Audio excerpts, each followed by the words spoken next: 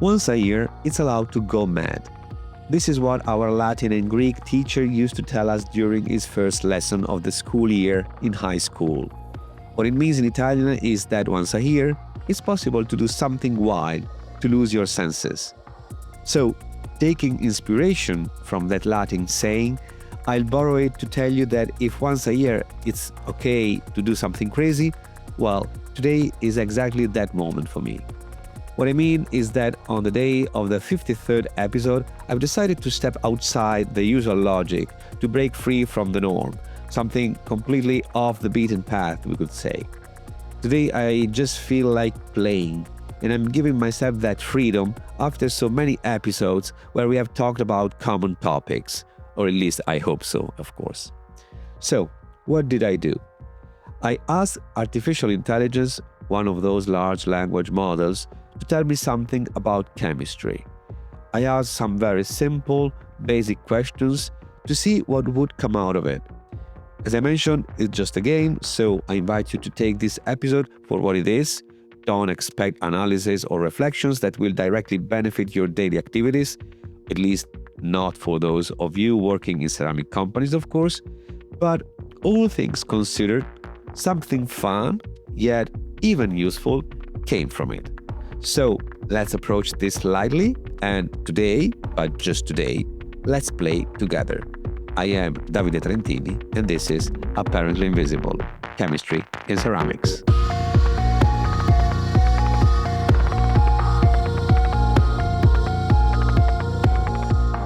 So let me start reading the article produced by our dear artificial intelligence.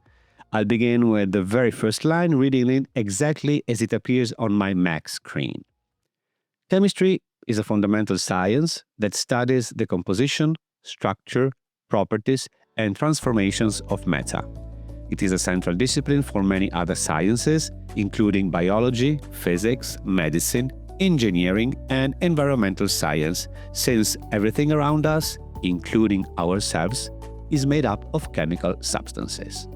So far, so good. I think we can all agree with our friend here, who clearly had a pretty easy time gathering all the possible definitions floating around the web. What it didn't do, however, because I didn't ask it to be fair, of course, is give us the etymology of the word chemistry. And if you've been following me for a while, you'll know that's one of my favorite little games. So, here's the deal. Chemistry comes from the Latin Chimic-A, which implicitly includes the word ars, as in ars chimica, that in turn derives from the Greek chemia, which later became chemia, meaning, you guess it, to fuse, to flow. As always, looking back at the ancient roots of words often gives us a fresh perspective. That's what I think. But some argue that the word actually has Arabic origins from kema, meaning secret. And that word, secret, leads us straight to alchemy, which, as many of you know, was once practically synonymous with chemistry, at least in ancient times. Anyway, even if I like a lot playing with words, I'll stop here because I suspect someone may already have hit the stop button of her or his smartphone. So let's get back to our AI's article, which, after its not particularly scientific definition, continues with a charming little section titled The Importance of Chemistry in Daily Life, which, as you can imagine, is quite comforting for those of us working in a chemical company. What does our AI friends tell us? That chemistry is part of every aspect of our daily lives, from the food we eat to the air we breathe. Everything is influenced by chemical reactions. No argument there. But then, suddenly, and without much transition, it starts talking about cooking. It tells us, cooking is a complex chemical process involving Maillard reactions, fermentation, and other transformations that determine the flavor and textures of food. Okay, now, this bit caught my attention because I honestly didn't know that. It also adds, our metabolism is essentially a continuous sequence of chemical reactions that allow us to extract energy from nutrients. And here comes the science bomb, the Maillard reaction, a chemical reaction between amino acids and reducing sugars that produces melanoidins, those compounds responsible from the brooding and delicious flavor of seared meat, toasted marshmallows, fried dumpling, cookies, bread, falafel. You get the idea. It's named after French chemist Louis Chimic-A, who first described it in 1912. But let's move on because we are starting to go very, very far. I warned you this was going to be a slightly surreal dadaist kind of session. From cooking, we now leap to medicine. Here, the article tells us that chemistry plays a key role in the development of drugs, vaccines, and new therapies. Antibiotics, for example, are chemical molecules that fight bacterial infections, while chemotherapy drugs target cancer cells. Thanks to chemistry, we have developed advanced diagnostic tools like MRI and PET scans, crucial for early detection. Not really my area of expertise, but now we are getting to the part that concerns us more directly. This section title says it all, that is, chemical additives in industrial production. Industrial chemistry uses a wide range of additives to improve product performance. Depending on the sector, these additives serve specific purpose, enhancing quality, durability, and safety. Bang, spot on. Although it's all very surface level, it's not incorrect. As you may know, large language models like this one are generally accurate and plausible, but they sometimes get things wrong. That's a different topic though. The AI then breaks it down by sector. Let's take a look. Cosmetics. Chemical additives help stabilize emulsion, improve texture, and extend shelf life. Preservatives like parabens prevent bacterial growth, while emollients and humectants, like glycerin for example, hydrate the skin. Chemical sunscreen protect against UV rays. And then, cleaning products. This is a very short list. Additives in household and industrial cleaners play crucial roles. Surfactants, optical brighteners, enzymes, and synthetic fragrances enhance cleaning performance. Chelating agents like sodium citrate prevents limescale buildup. So far, so structured. Short description for each application area. And then comes the third point, which is about us. Zschimmer and Schwarz, Ceramco. Ceramics. Additives in ceramic production improve clay workability, mechanical strength, and glaze brightness. A little bit general. The flocculants prevent particle clumping, while fluxes aid glaze melting. This makes no sense, but let's just say that there's definitely room for improvement here. The AI is oversimplifying a highly complex and nuanced word, but we forgive it. After all, it's doing its best, of course. Still, one has to wonder why they choose the highlight surface brightness, the flocculants, and fluxes while ignoring more impactful additives. Next time, we'll give more targeted keywords, and maybe it will go back with something a bit less, you could say, basics. And then it continues with textiles and fibers. I apologize for being very simple to those who work in this area.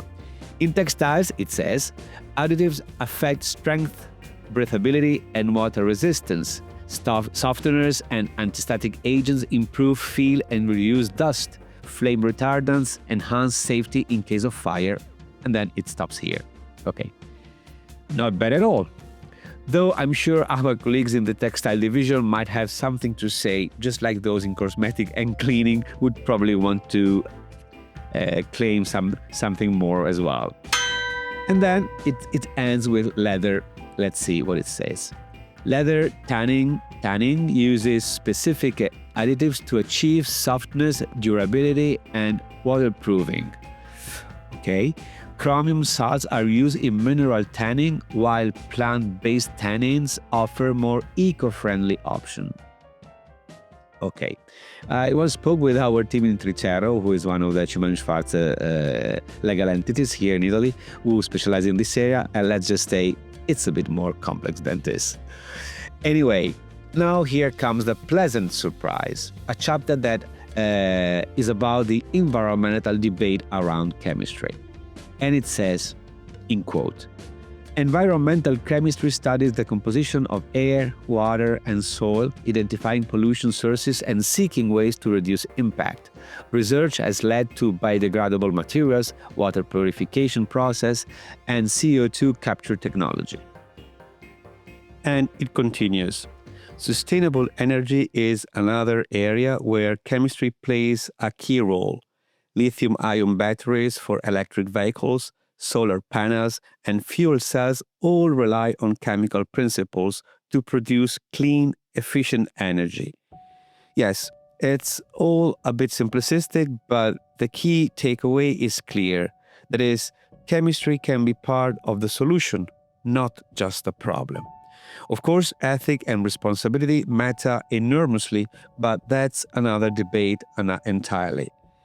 And here it even adds a section on chemophobia, a word I think I've talked about before in some of my introduction of the previous episode, of course. And it says, in quote, "Despite the immense benefit chemistry has brought to humanity, public distrust has grown. Chemophobia is the fear of chemicals, often rooted in the perception that anything chemical is dangerous or unnatural." And that asks AI, why does chemophobia exist? And here is the list it offers.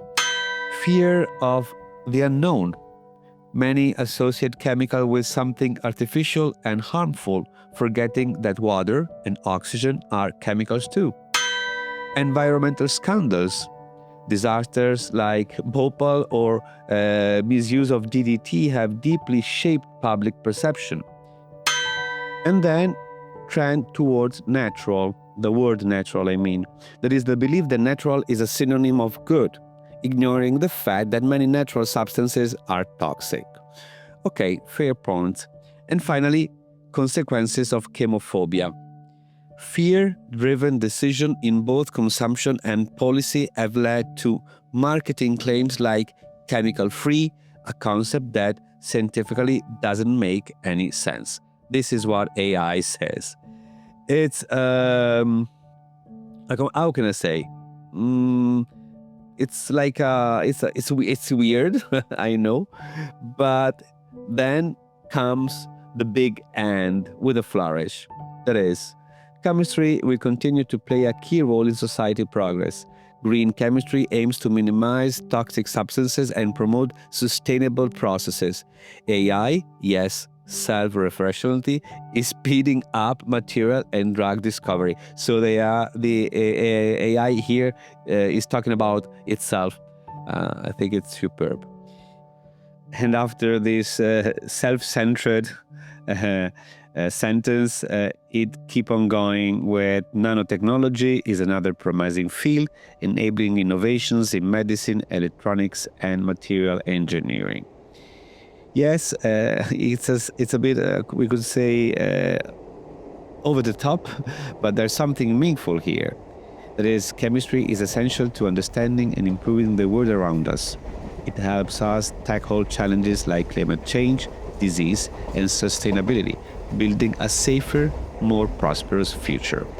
And this is the end.